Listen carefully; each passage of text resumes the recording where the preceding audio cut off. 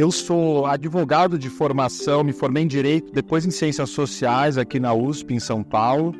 Fiz meu mestrado na área de Direitos Humanos e Justiça de Transição, que é sobre as questões da ditadura no Brasil. E meu doutorado foi quando eu fiz, de fato, uma virada para o tema da sexualidade e fui estudar as políticas sexuais da ditadura brasileira. Desde o mestrado, no mesmo período do mestrado, eu comecei a trabalhar como advogado e assessor da Comissão Estadual da Verdade. Foi quando eu notei os primeiros casos que eu identifiquei de pessoas LGBTQIA+, que foram perseguidas pela ditadura. Isso acabou me despertando, né? Foi o tema do meu doutorado depois da tese, mas também foi um tema importante de trabalho na Comissão Estadual da Verdade de São Paulo, na Comissão Estadual da Verdade do Rio, para a qual eu também prestei serviço, e a Comissão Nacional da Verdade. E eu, junto com James Green, fizemos um livro em 2014, Ditadura e Homossexualidades, que a gente trouxe vários pesquisadores e pesquisadoras para também colaborar nesse processo de escrita desse relatório. E esse relatório acabou entrando na Comissão Nacional da Verdade, teve um papel fundamental nesse período para abrir as discussões de memória também para a população LGBTQIA+, que não era vista como vítima da ditadura. E eu, desde então, venho atuando numa produção, sou professor universitário, professor da Universidade Federal de São Paulo, do curso de Direito e de Relações Internacionais. Trabalho temas de direitos humanos de modo mais amplo, de direito antidiscriminatório. Tenho escrito bastante sobre essas questões, orientado trabalhos e colaborado, quando possível, com grupo, né, como grupo de trabalho de memória e verdade LGBTQIA+, do Ministério de Direitos Humanos e Cidadania. Então tenho também sempre uma colaboração com poderes públicos, quando acho que é conveniente e importante também colaborar nesses processos. Agora, em 2024, eu lancei o 8º livro, entre livros da minha autoria e livros organizados por mim, que é um livro sobre direitos LGBTI+. Então tenho uma produção acadêmica, mas também tenho tentado comunicar para outros públicos. Eu entendo que é um desafio muito grande para a nossa militância hoje, para o nosso ativismo, que é sair da nossa bolha, da comunidade apenas, e conseguir transpassar essas fronteiras e falar com outros públicos, comunicar com outros públicos, para que a gente tenha uma política de alianças mais ampla que possa nos fortalecer também, garantir a nossa cidadania, porque eu acho que o isolamento só vai acabar levando inevitavelmente, né, a um processo de ficar cada vez mais minoritário na sociedade. Então acho importante também falar para outros públicos, e por isso fico feliz de poder participar também de um documentário como esse.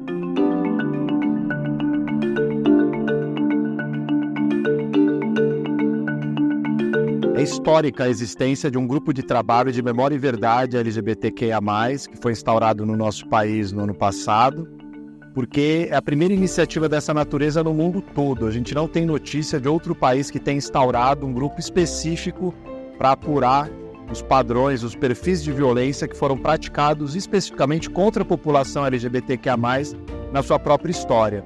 Então ela tem um sentido histórico e muito especial, a existência desse grupo de trabalho no nosso país, que ele tem um caráter oficial. Ele foi instituído no âmbito do Ministério de Direitos Humanos e Cidadania do Brasil.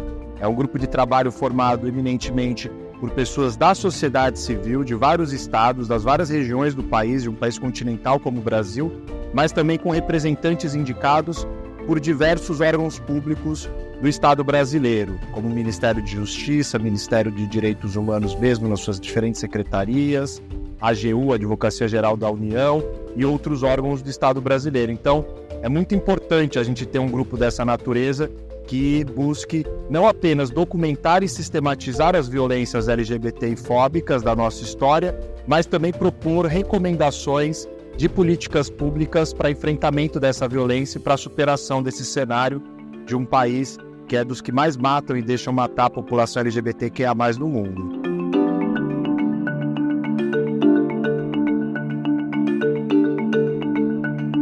O movimento LGBTQIA+ brasileiro tem adotado uma série de medidas e de iniciativas de memória. Nos últimos anos, sobretudo depois da Comissão da Verdade no nosso país, que funcionou entre 2012 e 2014, a gente viu crescer o número de iniciativas do próprio movimento, das próprias organizações LGBTQIA+, no sentido de reconstruir, retomar sua memória, sua história de luta e preservar os acervos, ou seja, a documentação, as fotografias, os registros em filme, diferentes suportes para formar acervos de memória. Então hoje nós temos acervos diversos, acervos comunitários, como a gente diz, como o Arquivo Lésbico Brasileiro, o acervo Pajubá aqui em São Paulo, arquivos públicos como do Estado de São Paulo, do Rio de Janeiro, Arquivo Nacional também brasileiro, mas a gente tem outros arquivos importantes que vão sendo constituídos por comunidades menores ou pelos próprios grupos ativistas, em que eles vão guardando, custodiando todo o material que eles acumulam ao longo dos anos e depois fazem uma política de preservação, de digitalização e de difusão desses acervos.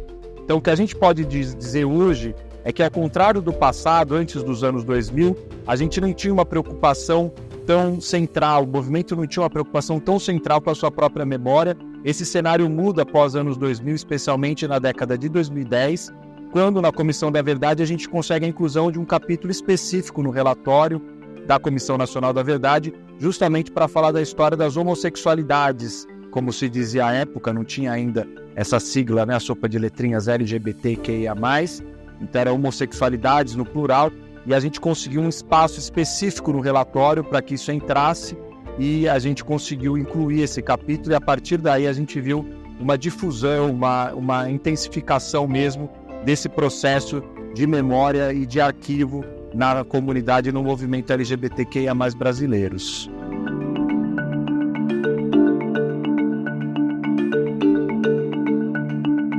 A gente está completando quase um ano de trabalho do GT Memória e Verdade LGBTQIA+.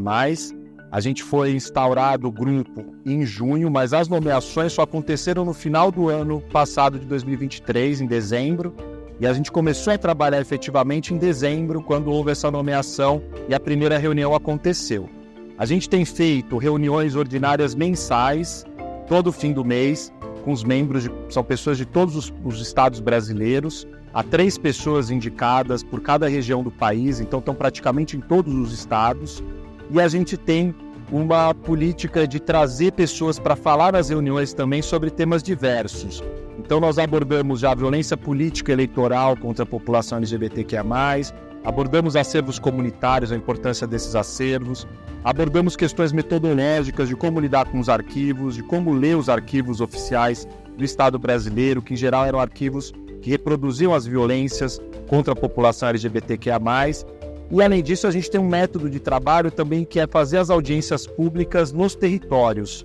A gente está fazendo uma audiência pública por região do país. Nós já fizemos do Centro-Oeste, que foi em Brasília, já fizemos do Sudeste, que foi em Belo Horizonte, e fizemos também a do Sul do país, que foi em Florianópolis. A gente ainda vai ter uma audiência pública para fazer no Norte do país e outra no Nordeste, que são 5 regiões que formam o nosso país, e a gente quer fazer essa audiência pública porque é um tipo de trabalho que nos parece fundamental. Não é só o produto, né, o relatório, que é um produto final que vai ser entregue para a população, feito por um grupo de especialistas. A gente quer que o processo seja uma reparação histórica em si mesmo, ou seja, o processo ele precisa ser participativo, precisa incluir a população em toda a sua diversidade de identidades, LGBTQIA+, inclusive nas diversidades raciais, de gênero, de território, enfim, de idade. Todas essas questões estão atravessando nossas preocupações, porque de nada vai adiantar se a gente concluir esse trabalho, entregar um relatório que pode ser muito bem feito, muito consistente em termos de pesquisa, em termos acadêmicos, mas se ele não tiver, de fato, uma identificação com a comunidade LGBTQIA+, isso pode acabar ficando muito prejudicado e vai ficar aquém do que a gente espera para esse trabalho tão importante.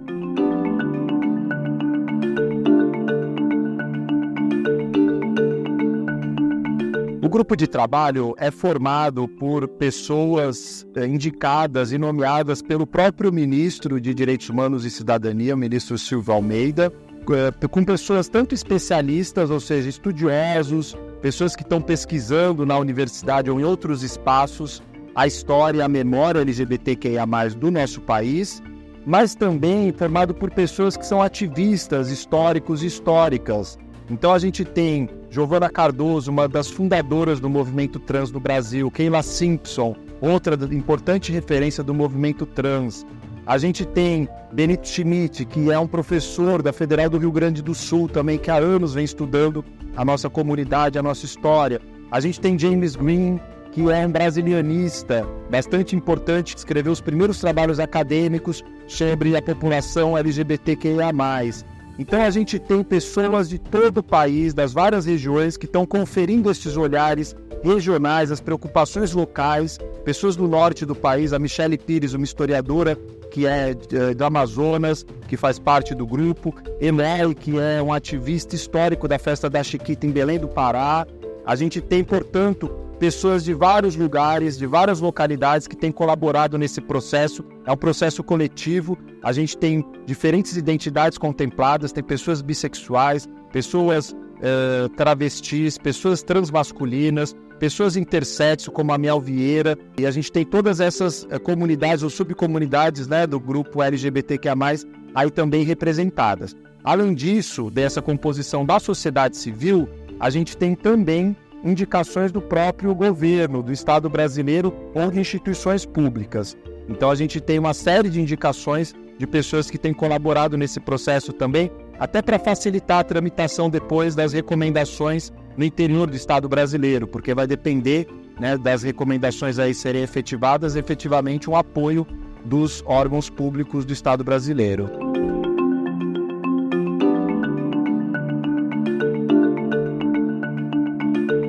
Até o momento, o GT se dedicou a fazer a estrutura do relatório, e então a gente já teve uma divisão de tarefas em relação a esse relatório. A gente não fez publicações parciais do relatório, então nós estamos compondo esse acervo.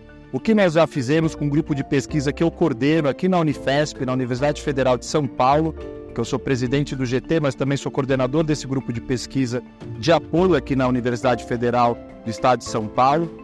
A gente já fez vários mapeamentos e levantamentos importantes que vão servir de base para essa escrita agora nessa fase final dos últimos meses do relatório. Então a gente tem um trabalho aí feito de mapeamento das organizações do ativismo e do movimento LGBTQIA+, em todos os estados brasileiros, em todas as cidades, não só nos grandes centros urbanos, nas capitais, mas também nos interiores, no litoral. A gente tem um mapeamento dos serviços públicos também que já foram realizados, e instituições. Então a gente tem um mapeamento dos serviços todos que estão sendo prestados em saúde, cidadania, assistência social para a população LGBTQIA+. A gente tem um mapeamento dos grupos de pesquisa também que estão atuando com temática de gênero e sexualidade no nosso país. A gente tem também um levantamento de teses e dissertações sobre memória e história do movimento LGBTQIA+, e violência LGBTfóbica. Então, todo esse acervo e mapeamento também de artigos acadêmicos, todo esse acervo é a base para a nossa escrita desse relatório, porque a gente entende que o período do nosso trabalho de 12 meses é muito curto para que a gente possa fazer todas as pesquisas. E a gente entende que a comunidade já vinha produzindo memória, já vinha produzindo reflexão sobre si mesma. Então, a gente não parte do zero, a gente parte da sistematização dessas informações, mais o que nós estamos apurando nas pesquisas que o grupo de trabalho tem feito, e no levantamento de informações nas audiências públicas, que têm sido momentos muito ricos de depoimentos de pessoas sobreviventes, ativistas, de especialistas, que estão trazendo também suas narrativas sobre essas violências, e tem sido algo bastante importante para a produção do relatório também.